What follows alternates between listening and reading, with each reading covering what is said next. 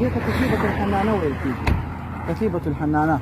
نبي اکرم صلی الله علیه وسلم له دې طرف له دې راغی، یعنې هلته چې کوم حمرا ولا حمرا نه دې خواته راغی او بیا په دې لار باندې راغی. کله چې نبي اکرم صلی الله علیه وسلم بدر ته داخلېدلو نو دغه کتیبة الحنانه د نبي اکرم صلی الله علیه وسلم ښي لاس ته وه. او په دې ځای کې حباب بن المنذر رضی الله عنه دا صحابي دا نبي اکرم صلی الله علیه وسلم سره په څنګ کې ولاړ و او نبي اکرم صلی الله علیه وسلم وویلو د دې لپاره چې دا ځای داسې غټی ده نو مسلمانان چې هر کله د دښمن خپل د خوښې ځای ته مجبور کړي نو تا جنګ وکړي. نبي اکرم صلی الله علیه وسلم غوښتل چې دا مشرکین راولي هغه ځای ته چې کوم ځای کې نبي اکرم صلی الله علیه وسلم موجود ده.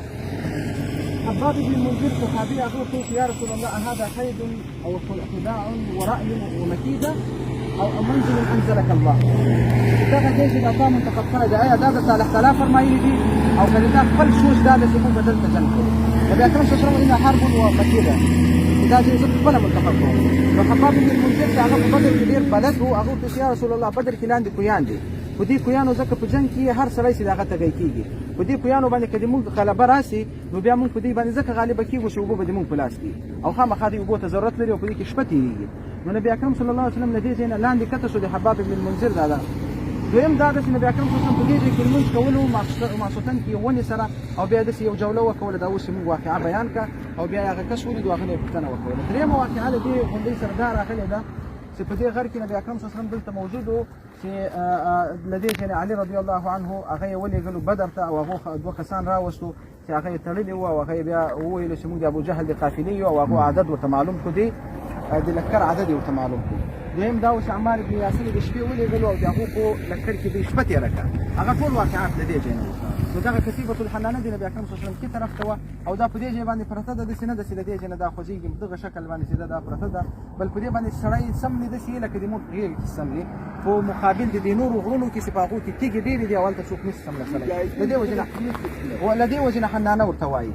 دا خو مولي صاحب حنانه شو. بل طرف ته دغه دې ته وایي جبل الملائکه.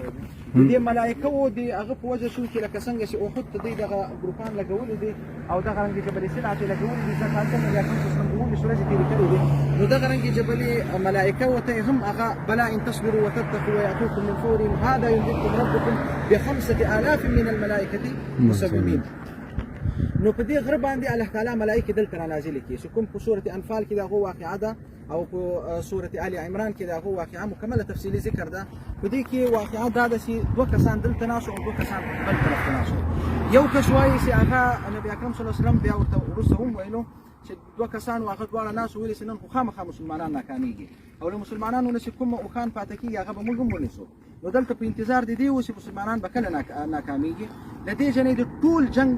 هغه یې کوله مشاهده یې کوله چې جنګ څنګه کېږي څنګه نه کېږي. نو له دې له وجې نه دا خپله دا یو کس هغه وایي چې له پاسه اواز راغی چې اقبل حیزوم اقبل حیزوم حیزوم د جبرامین د اس نوم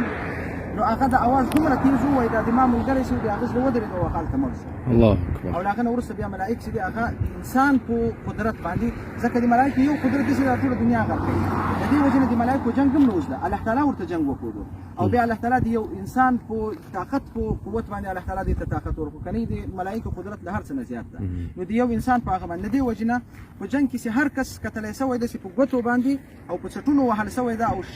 تور هغه ملایکې ځکه الله تعالی فرمایي فاضربوا فوق الاعناق واضربوا منهم كل بنان.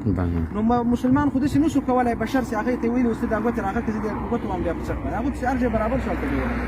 خو ملایکو دا کولی شي چې هغه یې په ګوتو هم دې وهلي وای او په چټونو یې هم ووهلې. نو هغه ملایک چې دي هغه فرشتې چې دي هغه په دې ځای کې ناست. دویم دا ده چې دلته دوه کسان ناست وو او هغه هم ملایک ولیدل او بیا له دې ځای نه وتښتېدو. بیا 4 کاله وروسته هغه مسلمانان شو چې کله نبي علیه السلام ته ورغلل نبي علیه السلام ورته وکتل و یاد دي چې ته په جبل الملایکه هلته ناست وي